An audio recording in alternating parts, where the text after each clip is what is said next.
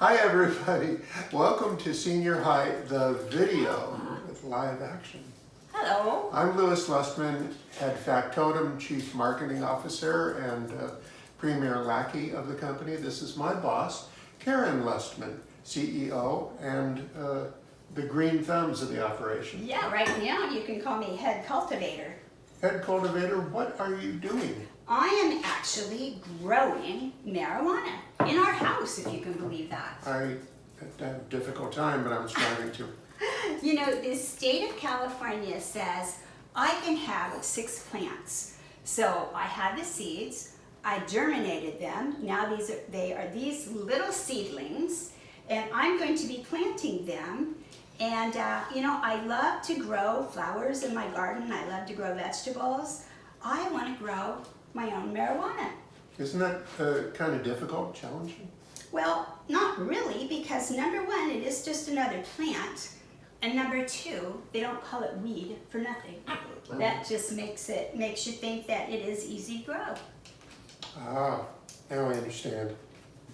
So, well, how long have these been growing? Looks like they're getting a good start. Yeah, these, you know, like any other vegetable that I would plant, whether it be lettuce or radishes or your favorite rutabaga. My favorite. Yeah, they go from seed to seedling in about a week.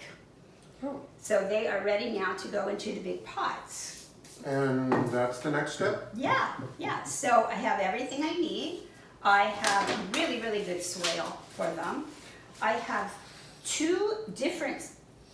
Amazing bouquet. Nice. I love the smell of dirt. Oh gosh, I don't know what it is. I think it's a beautiful, rich smell. So I have the really good soil. I have water for them. The seeds are all ready to go, and I have light. That's one thing you have to remember when you're growing marijuana. It requires 18 hours of light a day. So that's why I repurposed my old craft lamp, my Ott lamp, for knitting. And thank you for the timer. That came in really handy. So that's what I've used to grow these little babies. So it goes on and off, so you get a total of 18 hours a day light? Absolutely, 18 hours every day. Huh. Yeah. So how much bigger are they going to get? Well, that's kind of part of my science project here. Now, what I read is that because they are auto-flowering, they should, oh, and by the way, auto-flowering means they're all feminine. So you cannot clone them. They will not give off seeds. It's only a one-time planting for these plants. However, once you put them in the pot and grow them, I think they're going to be about a foot high. But even though the greenery is smaller, the bud will not be affected. It should be as big as anything on a regular sized plant. So I'm anxious to try that.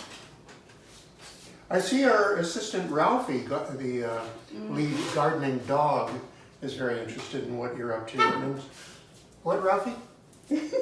Ralphie wants to know, what strain are these? Okay, so this strain is my favorite strain in the world. It is called Girl Scout Cookies. And with auto flowering, normally the THC count is going to be a little less than usual. In a store-bought, shall we say, product, you'd probably get about 20% THC. However, in these plants, it probably is going to come in around 16 to 18%. So, you know, auto flowering is really something. It has taken the world by storm because so many people want to try to grow their own pot.